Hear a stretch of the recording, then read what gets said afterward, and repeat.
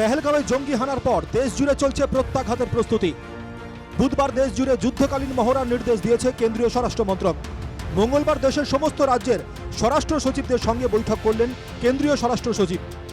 বৈঠকে কেন্দ্রের তরফে বলা হয়েছে, সীমান্ত ঘেরা দেশ পশ্চিমবঙ্গ, যুদ্ধ পরিস্থিতি তৈরি হলে সর্বদা প্রস্তুত থাকতে হবে রাজ্যকে। প্রস্তুতি স্বার্থে কেন্দ্রের তরফে রাজ্যকে মক ড্রিল করে দেখার বার্তা। মক ড্রিলের মাধ্যমে অ্যাম্বুলেন্স, অগ্নি নির্বাপন, উদ্ধার কাজ, হাসপাতালগুলির প্রস্তুতি দেখে নেওয়া হবে।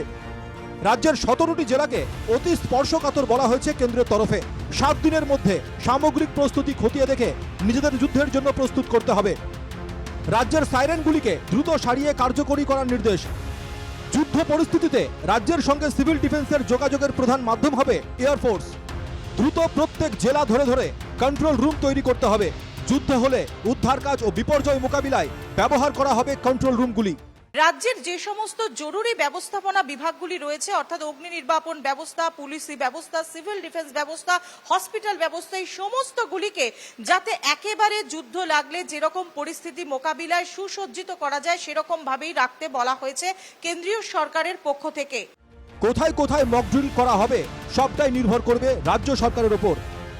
কলকাতায় সাইরেন রয়েছে 95টি।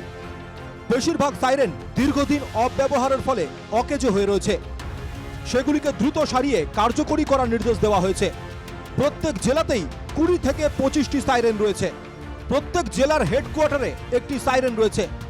রাজ্যে রয়েছে 62টি স্যাটেলাইট ফোন। যুদ্ধ পরিস্থিতিতে রাজ্যের সঙ্গে সিভিল ডিফেন্সের যোগাযোগের প্রধান মাধ্যম হবে এয়ারফোর্স। এয়ারফোর্সের সঙ্গে যোগাযোগ করা হবে স্যাটেলাইট ফোনের মাধ্যমেই। এয়ারফোর্সের মাধ্যমেই খবর আসবে সিভিল ডিফেন্সের কাছে। সিভিল ডিফেন্স থেকে অন্যান্য সর্বত্র সেই খবর পৌঁছে দেওয়া হবে।